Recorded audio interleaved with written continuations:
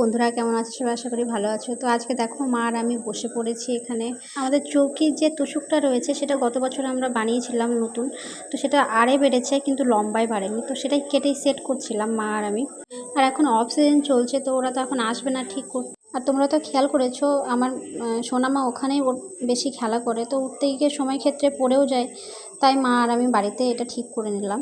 তোমরাও কি বাড়িতে এগুলো করে থাকো? অবশ্যই আমাকে কমেন্টে জানিও। আর যে এক্সট্রা তুলোটা বার করে নিলাম সেটাও আমি রেখে দিয়েছি, ওটাও সময় ক্ষেত্রে কাজে লাগে। তো এটা গুছিয়ে রেখে দিয়েছি, ওটা ফেলিনি। আর তোমরা দেখো, জামা কাপড় হোক বা অন্য কোনো জিনিস ফিটিংস না হলে, যদি মাপের না হয়, তাহলে কিন্তু কোনো কিছু কমফোর্টেবল থাকে না। আর এটা করার সময় একটু ভয় ভয় লাগছিল কি ঠিকঠাক হবে না কি নষ্ট হয়ে যাবে না, তো সেটা তো হয়নি, তাই একটু আনন্দ হচ্ছিল, ভালো লাগছিল বেশ। তোমাদের কি আমার ভিডিও দেখতে ভালো লাগে? তাহলে অবশ্যই লাইক সাবস্ক্রাইব করে দিও। আর তোমরা সবাই ভালো থেকো। Thank you for watching my video.